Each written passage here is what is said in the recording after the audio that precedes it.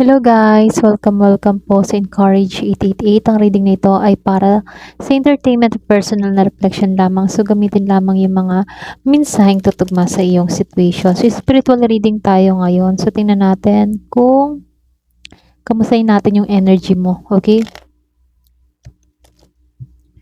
Meron bang gumagambala sa energy mo? Give me the message.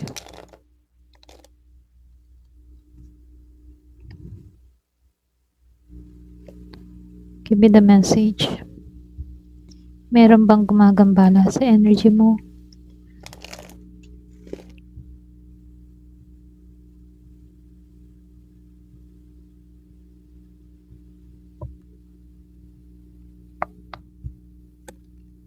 Justice reverse.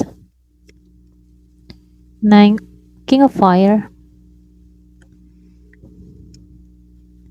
So dito no, merong fire sign, Aries, Leo, Sagittarius, Earth sign, Gemini, Libra, and Aquarius, water signs, Scorpio, Cancer, and Pisces. Earth sign, meron din Taurus, Virgo, and Capricorn. So meron dito malakas ang Sagittarius, Libra, Cancer. Sagittarius malakas eh. Meron ding Aquarius, Leo, Capricorn. Pero ganun pa man, magbase tayo sa energy. Okay? So dito lumabas to. Justice and the King of Fire. Kung titingnan mo dito, naka-reverse si Justice. So, ibig sabihin pwedeng meron ditong imbalance, merong hindi naging patas, or pwedeng hindi siya naging transparent, Pwedeng merong isang sitwasyon kung saan hindi naging pantay yung trato dito, or pwedeng meron ditong tao na hindi nagsabi sa'yo ng buong katotohanan, okay? So, sinasabihan ka dito, iwasan mo muna yung mabilis na panghuhusga or pagdidesisyon kapag kulang pa yung iyong impormasyon. Kasi dito, meron akong nakikitang strong personality. Kumbaga dito sa King of Wands, ito yung energy ng isang taong confident, dominant, or pwede rin passionate, okay? Gusto ng tao na to na siya yung masusunod. So, lumalabas dito yung Leo energy. Excuse me. Pero kung titingnan dito, malakas din yung charisma ng tao na to. Kaya lang, sobrang overpower yung presence niya dito. Okay? So, ito lang nakikita ko dito. Pwedeng energy mo to, malakas yung iyong aura, malakas yung energy mo. Okay? Or pwede rin meron kang ganitong kilalang tao. So, dito, nakikitaan ko dito, mayroon ditong paglaya sa mental trap, okay? Kumbaga sa mental trap, para bang yung iba sa inyo, unti-unti mong nakikita kung ano talaga yung sitwasyon ngayon. At hindi, alam mo yun, hindi ka na madaling makontrol or pwede rin hindi ka na madaling matakot. Kumbaga sabihin natin aware ka na, okay, sa mga nangyayari sa paligid mo, mapa-spiritual pa man yan o ano pa man yan, So, nakikitaan ko dito, aware ka din sa iniisip mo, okay? Or sa mga action na gagawin mo dito. Para bang hindi ka na madali din maloko, okay? So, dito, ito yung pinakamalakas ding warning sa Queen of Water reverse, para bang meron ditong emotional imbalance or pwede rin merong insecurity, okay? So, lumalabas din dito. Iba sa inyo, pwedeng meron ka sa paligid mo na mahilig magmanipula, okay? Posible, ganon, meron ditong tao sa paligid mo na mahilig magmanipula. Or pwede rin ikaw, okay? Kaya, yung iba sa inyo, kailangan mong umiwas, sa energy na para bang nakaka-drain sa'yo, okay? Lalo na sa emotion mo. Kung halimbawa, meron ditong tao nagkukwento sa'yo, ganyan, na pili mo hindi nakakatulong sa sitwasyon mo at papakiramdam mo lalo kang pinanghihinaan, mapakapamilya man yan, kaibigan, katrabaho. So, iwasan mo na lang kung pakiramdam mo naapektuhan ka. So, meron akong nakitang cancer energy dito. Pwedeng energy mo 'to, parang feeling mo nade-drain ka kapag may mga kinukuwento sa'yo mga negative na tsismis ano, para bang hindi nakakatulong sa sitwasyon mo.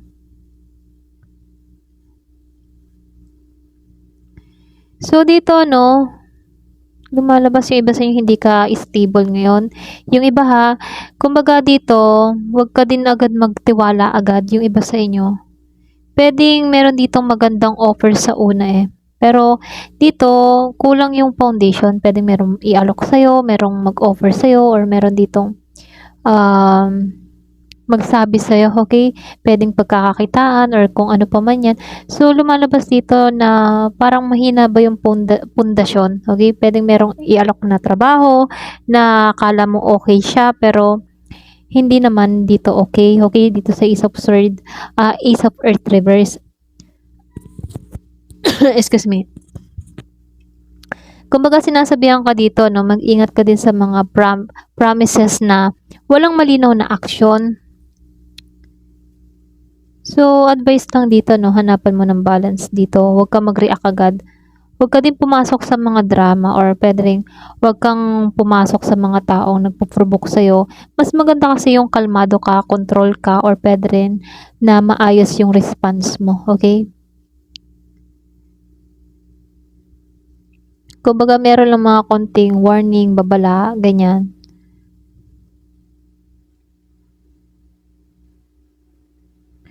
Yung iba sa inyo 'no, para bang ang daming mga bagay-bagay na hina-handle dito. Para bang ang dami mong mina-manage. Iba sa inyo yung energy mo para bang drain ka na kasi ang dami mong inaasikaso, ang dami mong inuuna, ang dami mong mga priority sa buhay. Puwedeng ikaw ang inaasahan ng lahat. So, sinasabihan ka dito, 'wag mo din ibigay lahat ng attention sa isang tao or problema, okey? Pero kung titingnan mo dito, hindi 'to more ano, yung bagang spiritual attack ano, more ano siya, energy na nasasagap mo sa ibang tao, gano'n. Pero kung titingnan mo dito, malaki kasi yung transformation mo dito. Meron din akong nakikitang cycle na kailangan ng matapos dito sa the top right, ano. Para bang hindi naman to literal na may patay, ano. Kumbaga dito, nakikitaan ko dito yung old pattern, tatanggalan mo na, okay? Kumbaga nagkakaroon ka ng panibagong behavior na hindi nakakatulong sa'yo, tatanggalan mo na, ganon.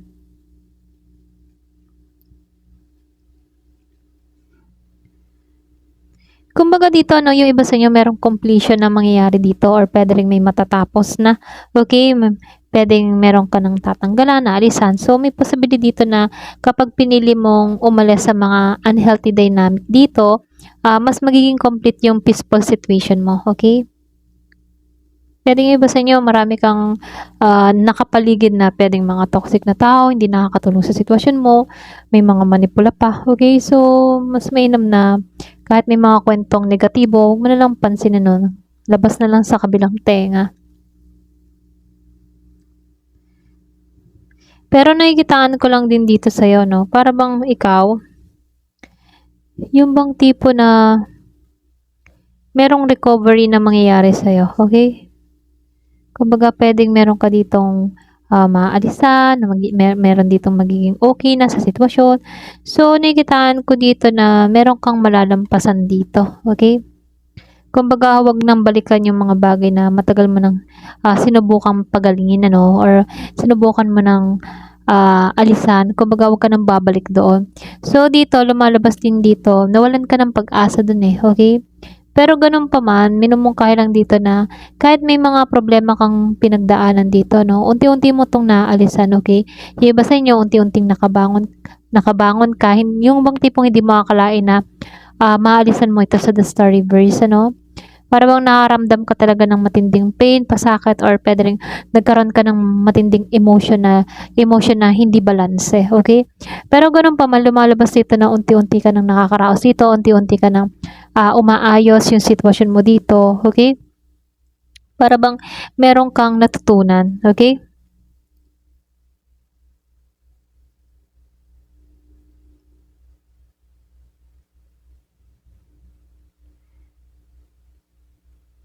So, nakikitaan ko lang din dito 'no, yung iba sa inyo meron ka ditong burden eh, dito. Para bang masyado ka ng maraming dala-dala.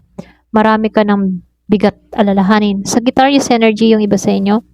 Posible yung energy mo dito, dapat mo nang iwasan yung mga taong or sitwasyon na nakakadagdag lamang sa stress mo, no? So, kumbaga, masyado ka ng nabibigatan. Alam mo yon, marami kang mga pasanin dito sa Ten of Fire. Pwede yung iba sa inyo dito, no? Merong tao sa buhay mo na parang cold or pwede rin sabihin na masakit magsalita. Pwedeng sa katrabaho or pwede rin sa environment mo. Merong tao sa buhay mo diyan na masakit manalita, mahilig manghusga. Kumbaga, no, meron siyang mga hidden na sinasabi about sa'yo. Okay? Hindi maganda yung trato. Maaaring maging warning ito na wag mong hayaan din yung sarili mo na maging bitter dahil sa isang tao. Okay? Yung iba sa inyo, kung ikaw yung tipo na naging cold ka sa isang tao, para bang sinasabihan ka dito, wag mong hayaan na ikulong ka sa ganong pagiging bitter, no? Kumbaga, palayaan mo na yung sarili mo dito. Ito na yung mensahe dun sa iba. Hindi naman halos lahat, ano?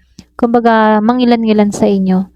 Pwedeng meron kang hirap pakawalan, sobrang galit na galit ka dun sa tao. So, minumungkahi lang dito ng card na palayaan mo yung sarili mo sa mga matitinding galit or emosyon, okay? Kasi once na kinukulong mo yung sarili mo sa ganong sitwasyon, para bang hirap kang makalaya. Alam mo yon. So, mas mainam pa rin na tanggalan mo yung galit, hayaan mo na lang si universe yung magpasya dun sa taong iyon. Kung meron man tong nagawang pagkakamali sa'yo, kung meron siyang mga nagawang masama sa'yo, no? Hayaan mo si God, si universe, yung kumilos para sa'yo. Kumbaga, huwag ka magtanim ng galit sa puso mo. Kasi once na nagtanim ka ng galit sa puso mo, yan alam mo yun, nag-uugat yan. Alam mo yun, wala ka nang makikitang maganda sa paligid, kundi laging galit, okay? So, dito, no, narito na tayo. Kumbaga, dito, ito, Three of Water and the Knight of Fire. So, yung iba sa inyo na talagang lapitin ka ng mga chismis, ano? Yung iba, or mga social drama. Meron mga nakisawsaw din eh, okay? Kumbaga nakikita ko dito na meron ditong tinutukoy na yung problemado, ganon. Kumbaga nakikita ko dito, pwedeng sa trabaho, alam mo yun, maraming nakikigulo, kahit hindi involved, mga ganon. May maraming nakikisawsaw. Pwedeng grupo to, kaibigan, or katrabaho, ganon. Para bang maraming gumugulo sa sitwasyon na hindi dapat. Alam mo yon. Kaya dito, no, sinasabihan ka dito, no, meron kasi ditong very, very hot or very impulsive siya. So, nakikitaan ko dito na meron kasi ditong kumikilos na sobra, alam mo yon, sobra, bigla, ganon. Kumbaga, pinag-iingat ka dito eh, kasi meron ditong taong puro intensity pero kulang sa consistency. Pwedeng alam mo yon, halimbawa, meron ditong gulo, involved lang sa isang tao. May sasawsaw dito, imbes na patayin yung apoy sa pagitan nyo nung taong ito, siya pa yung naglagay ng gas para umapoy. Alam mo yon, very impulsive yung taong ito. Kumbaga, hindi nakakatulong sa sitwasyon mo. Okay? Alam ng problemado ka. Then, meron siyang sasabihin pa sa'yo. Okay? Mas lalo kang, alam mo yon, nadidiin, ganon, or mas lalo kang namumblema. Pwedeng iba sa inyo, meron kang sa kaibigan mo, kagrupo mo, na pwedeng napagkwentuhan mo, pero imbis na ipayo sa'yo yung maayos, okay, mas lalo pa siyang inilulubog ka. Ganon. So, kung hindi naman nakakatulong sa sitwasyon mo itong tao nito, ito na yung time para bitawan mo to. Okay? Lalo-lalo na kung pakaramdam mo, mas lalong bumibigat ang pakaramdam mo kapag kausap mo ito. Imbes na gumaan yung pakaramdam mo, lalo lang bumibigat. So, ito na yung time para mag-isip-isip na piliin yung mga kaibigang makakabuti para sa'yo o piliin yung mga taong pakikisamahan mo. Ganon. So, ito lang nakikita ko, no? Kumbaga, matindi kasi yung mga nangyayari dito, okay? Kumbaga yung energy dito na dapat kailangan mong iwasan yung mga taong nakaka-drain ng energy, okay? Hindi siya nakaka-lift up ng energy mo. Kumbaga bagkus parang bumabagsak pa yung energy mo dito, ganon.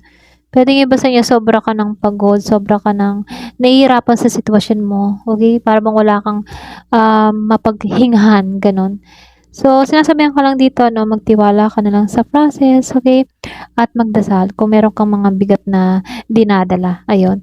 So, hanggang dito na lamang po. Thank you for watching. Love and peace.